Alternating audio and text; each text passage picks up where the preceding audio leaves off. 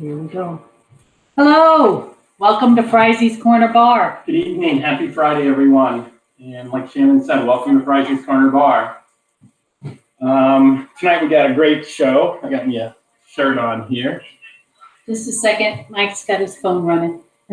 Sorry. I didn't know the volume was on. Found this shirt. I don't know if you can see it, but it's the state of Missouri. And Union is right here. Right there. There's Union. So anyway, I'm not going to wear it. It's a little big and it's got a bad stain on it. So I'll go back to the normal Fry's Corner Bar t-shirt. Tonight, Shannon's making a couple of really interesting cocktails. One uses meringue cookies, which we tried, what was it, Wednesday? Yes. It was really good. So I just want to give, first off, a shout out to French Memories, to Francesca and Lizzie for helping me on Wednesday. Here's the cookies. I'll show them to you later. Yeah, and then today, Francesca helped me again.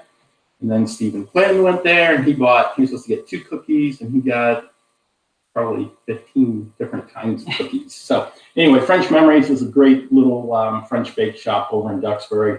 We always go there for our baguettes as well as any really nice high quality baked goods that we would like to get. So I'm making Union or Franklin County Youth Fair. We call it meat. Union Fair meat. Yeah, Union Fair meat. And so this is a recipe that we tried to find last year for a while, and it took us some time. We talked to a lot of different people. And finally, Jeannie Overschmidt had the recipe and was kind enough to share it with us. And on Saturday, it's Jeannie's birthday. I have no idea. I know how old she is. Jeannie. So, happy birthday. Yes, I know. She's hit a new decade. So happy birthday, and thank you very much for the recipe. It came out really nice. And so without further ado, I think I'll turn it over to Shannon. I've got a couple of things I need to take care of. So, okay. All right. Can you be quiet? We decided after the last show, we need to get a better microphone. I just haven't invested in it. We need one that gets rid of the plosive sounds because anytime we bang something, it gets kind of loud. So if you're there, you can give us some comments, and likes. We appreciate that. So I'm going to start with the meringue sour, and I'm going to put the recipe up. Now, we had seen this on I'd seen this on a cocktail video. We watched the Boston.com cocktail show, and they had this little video where they made a meringue sour. And I thought it was a great idea because they use a meringue cookie. And now this is a huge cookie. As Mike said, he got this from French Memories. The cookies that they used on, were about the size of a quarter. So I actually cut this in for one cocktail. I cut it in quarters. For 2, I cut it in half. And it worked out to be about 6 grams, but these are humongous meringue cookies. Delicious. They are very good. I am also going to use, hopefully I have enough Redemption bourbon for this one, and I'm going to use a different bourbon for the other cocktail. And so it's going to be 2 ounces of the bourbon, 3/4 ounce of fresh squeezed and strained lemon juice, and a 1/2 ounce of simple syrup. When we had actually in the demonstration, they had actually used blood orange simple syrup, but blood oranges really aren't in season. And I actually thought it was really good with the just a regular simple syrup, which is 1 part water, 1 part sugar. Or we also tried it with the lemon cordial because I thought it would make it really lemony, like a lemon meringue. That was a little too sour. Maybe put a little more cookie in that would have been good. But I figured for those people, I love a sour, and I've made them on the show a few times. And I know a lot of people don't like the thought of putting raw egg white into a cocktail. So this is a great way to enjoy a sour without putting the raw egg in. I will say it is good, but it is not as good as the egg white. But yeah, it's a good hack. And if you're using a raw egg white, the alcohol kills anything that you would be worried about within within the cocktail. So there's never a need to be concerned that, oh, it's a raw egg or, it's a raw egg white, because your alcohol will kill it. So I'm making two. Barely. Oh, no, I'm not. Well, I'm gonna have to mix booze. So this next one is a Knob Creek Kentucky bourbon. This is actually a little higher proof. But I figure I'm mixing it with a cookie. I didn't want to use anything. I didn't want to use anything too high end. Because normally we just dip our cookies in the bourbon. And so here's the half of the meringue. I'm going to put that in right away because I want to get some wetness. I've already measured out my 3/4 of the lemon juice, and then I'm going to do a whole ounce of the simple syrup. And why is that syrup darker? This is a Demerara simple syrup, which is a type of raw sugar, so they don't take as much molasses out of it, so that's why it's a little darker. We have one comment. Kelly Dwight says, "Hi guys." Hi Kelly. Hey Kelly, cheers. Good to see you.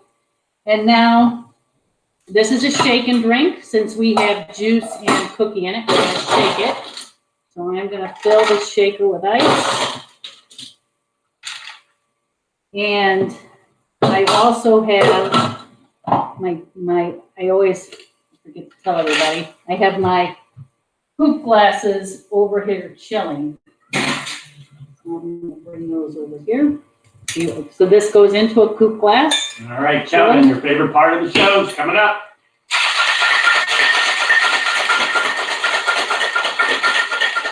We're not getting many comments now.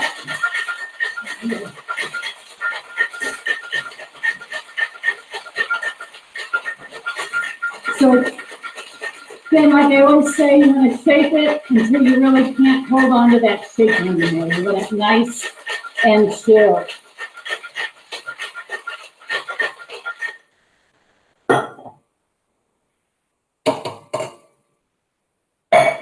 And then we're going to double strain this into our chilled coupe glasses.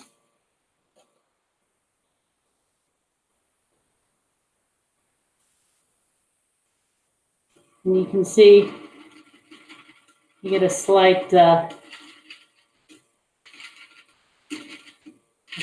foam from the egg whites. So it's not as much of a head of foam that you would get if you had used just a regular egg white. And you don't really have to garnish this, but I'm just going to add a few drops of Perchaud's bitters to the top of it. 3 little drops. You can tell the cookie definitely makes a difference in the way the bitters sit there. And I made some cute little hearts on top of there. And I was thinking, I was going to put them over in the thing so everybody could see them. Oh. That's okay. No, honey, it's fine. No. Put them under there so they can No, see. it doesn't. Okay, I'll show them.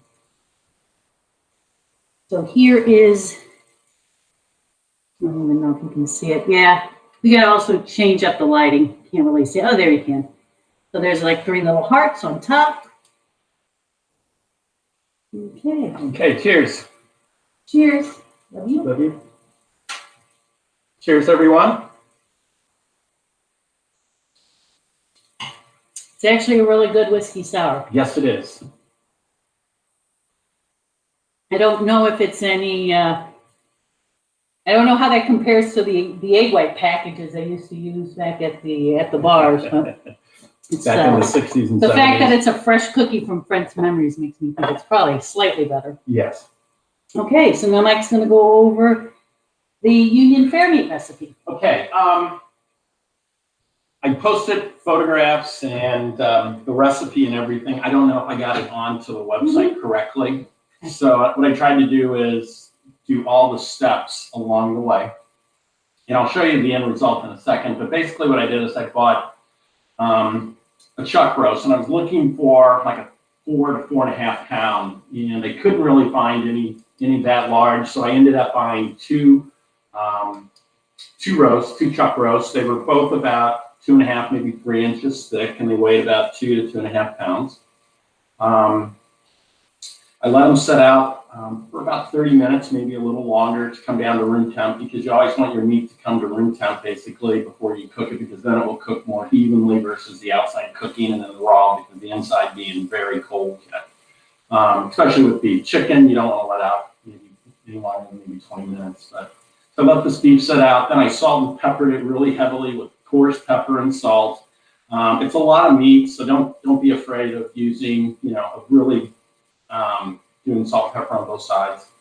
Put those into my pan, which I use this pan here, which is just an all-clad. It's a heavy-duty casserole or like stew pot. I also have a domed lid that I can use, but I didn't use that. And this recipe can also be made in a crock pot. Yes, it can. Gene makes it in a crock pot. Yeah, and so then I also preheated the oven at 300 degrees, and I let that heat until it was really completely there, and then I gave it another 10 minutes because I really wanted my oven to be nice and hot, but not boiling or super hot, 300 degrees only. Then I had my roast in here. I put down a sheet of heavy-duty aluminum foil, and again, you can see this all on the website. And I sealed it here. I put the lid on it. I slid it into the oven. I pushed it all the way to the back in the center of the oven. And then I turned the temperature down to 275. And then I set my timer for 2 hours. Did you talk about putting a liquid on it? Oh, yes. Okay. Sorry. Because this is a braised. So it's sort of a braised. It's not necessarily braised because it's not just cooking in its own juices. You're adding juices in. So once I had the roast in here, all salt and peppered, then I added in some beef broth. And I used the Hale beef broth. If you guys remember a while back, we had bone broth. Yeah. Bone broth, and we had a guest on, and she'd given us some, and I had one thing left. So I filled the pot up until it was about 3/4 of the way up the side of the roast beef. So the beef was about like that. So I had the bone broth to about right there. And then I put down heavy-duty aluminum foil We're across. missing the other ingredient. Oh, yes. The magic ingredient. No, there's that, and then the onion soup. Oh, yes. Okay. Let me back up. I'm sorry. I completely forgot. So once I had the roast in the pan with salt and pepper, I then added 2 packets of French onion soup. That's the dry stuff, not wet. And you don't mix it or anything. You just sprinkle it across the roast and everything. Then I took 1 sweet onion, about a medium size, and I just did a sort of a rough chop on that. I sprinkled that over it. And I put a little of the Snyder's, Mike Overschmidt, I believe, had sent this up. It's Snyder's prime rib and roast seasoning. So I just sprinkled that over a little, over the top. And then I took 1 clove of garlic and I just did a rough chop on that and threw that in there as well. You don't have to worry if you don't have the Snyder's. I use maybe a teaspoon of it. You don't have to do the onion if you don't want to. That's sort of an optional way to do it. So then I put the foil over it. I put my lid down, slid it in the oven all the way to the back, middle rack. 300 degrees is what I started with, but I immediately turned it down to 275. Set my timer for 2 hours. I came in, I checked it, and I just kind of moved it around, stirred some of the stuff up a little bit, and then I slid it back in for another 30 minutes. Came in, checked it again. I shut the oven off, and I just let it set in there for almost 2 hours in that nice warm oven. Then I pulled it out of the oven, set the roast down, and then put the roast actually in a bowl. I took all the odd juice that I had, I strained that out, put that back into a large container. I took the meat and I had it on a cutting board. And I just sort of broke it up, and I took a grinder. We have one of those meat grinders. A meat grinder, but what's the thing? It goes on the KitchenAid. Yeah, it's a KitchenAid blender, and I stick the meat grinder on there. And again, you can see this all on the website. And then I just put it on. You have different blade or different settings there. I took the one with the largest hole, so because I didn't want the meat to come out like hot dog meat or anything. I wanted it to come out sort of chunky. So then I ground all that up, put it back into my big pot here. And then I put about, I don't know, maybe a cup and a half, 2 cups of that broth back into this meat. And then I just gave it a nice stir. And what's nice about it is I still have a lot of this broth left. Can you show? Yes. So this is just a really nice Yeah. au jus. Yeah, it's really nice and it's very flavorful. And you can see and I actually I have a fat skimmer so that when I pour it into the thing, then separator. So then you can see and this has been in the refrigerator all day. There's like no fat on this at all. It's just all nice broth. You could use this as a bone broth to drink after a workout. You could use this for Well, and you can put a little bit more back on the meat when we serve it up. You can heat it up and put it back on the meat. Add a little bit more into the meat. Some people might like it wetter. There's a couple things. So one of the things that I find different about this recipe than a regular pot roast is you actually do not brown the meat on this recipe. Right. So you can bring it over. Yeah. So show you here. So this doesn't look all that attractive because no. it's gray. And like Shannon said, you don't brown the meat. You put it in and you just let it cook really nice and slow, low and slow, I guess is the thing. And so then it might be a tiny bit lighter than what I'd like, but it is delicious. And then I have a whole bunch more in another container. And then how do you serve that? I'm going to serve it tonight on a brioche roll. I got these nice French rolls here. Can't remember where I bought these, but anyway. So I'm going to be serving it on this or here. Let me put it under here. So you can also just use regular hamburger buns if you would like. It doesn't matter. Just some sort of a but didn't they used to serve it on just white, like Wonder Bread? Yeah, it used to be served on white Wonder Bread. White Wonder Bread at the fair. Yeah. So these were a huge seller. The Franklin County JCs used to sell it for a fundraiser. Okay, we have a couple comments here I want to show. So Joan Shoei says hi. Hello, Joan. Jane. Sorry. It's already going to my head. I thought maybe that was another sister. Betsy. Hello, Betsy. And everything is yummy tonight. And Kelly says, we have an expression, the magic ingredient is always love. And then Kevin, he says, ooh, sorry, I'm late. What's happening? Well, you missed all the shaking, so. And then Jeremy Frizy. Hello, Jeremy. This is the first time you've joined. No, you've been on once before. Oh, yeah. Okay. Yeah. Cheers, Jeremy. Thanks for joining. And Mary Jo says, looks good. That Union Fair meat, I think it was last year sometime. I was craving it, and I had searched the web up and down and could not find that recipe anywhere. So I really appreciate Jeannie. I talked to her for like 20 minutes, and she went over that whole recipe. Okay, so are we ready for the next drink? Yeah. The next drink is very simple. The next drink is a classic. It's almost like one of those classic 80s cocktails. It's a riff off a classic 80s cocktail, which is the Godfather. So both cocktails I'm doing tonight are bourbon because September is bourbon month. So, and we've done a few bourbon cocktails. I wanted to do something slightly different. So this is called the Kentucky Godfather, which is, as I said, a riff off the Godfather, which is typically Scotch and Amaretto. This is a great after dinner cocktail if you just want something to sip after dinner. And this one, I'm just going to mix up in the glass, just like you would do if you go to a bar and order a Godfather. And I'm going to substitute the bourbon instead of Scotch. And I actually changed up the ratio slightly. We actually tested a couple ratio balances, and this was the one. I don't like overly sweet cocktails, and amaretto or almond liqueur can be sweet. So this one is on the less sweet side. If you would like a sweeter one, then I just say go with 1 ounce of the almond liqueur. So as I said, I'm using this Knob Creek 100 proof, and each glass is just going to take 2 ounces of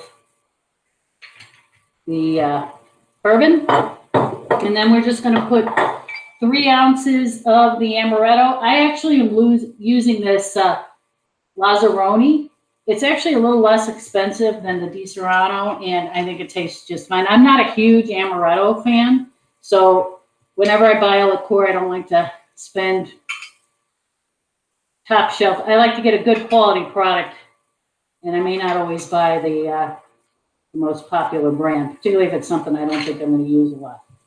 So you can tell how much I use amaretto. You've had it for 5 years. No, I just bought it because Betty Brown said, and then I'm just going to stir this in the glass, just give it a couple stirs. Betty Brown, said I had to do some amaretto cocktails because she's a fan of amaretto. Okay, so we got a couple more comments. Jeremy says, sounds amazing. Let me hide this bourbon recipe. Oh, and here's Jeannie. Jeannie says, good job, guys. I can almost taste the beef. Yes, and happy birthday, honey. Here. I'm not going to do the cheers with this. I was finishing my cookie drink. Cheers. Cheers. Love you. Love you. Cheers, everyone. Cheers, everyone. And we hope you enjoyed the show tonight. And if always, please share with 2 of your friends if you enjoy it. And if you're interested in learning other cocktails of the different spirits, some recipes for us to try, we always like, or if you have some fun technique that you learned that you think other people would like, let us know and we can demonstrate it on the show. Absolutely. So, yep. And all the recipes and everything are at friesiescornerbar.com. The YouTube video link is posted there as well. We watched it on YouTube last week out in the garage because you can watch it on the big television, and it was nice. Yeah, it was fun. So our party cave is back, everybody. So it's all set up.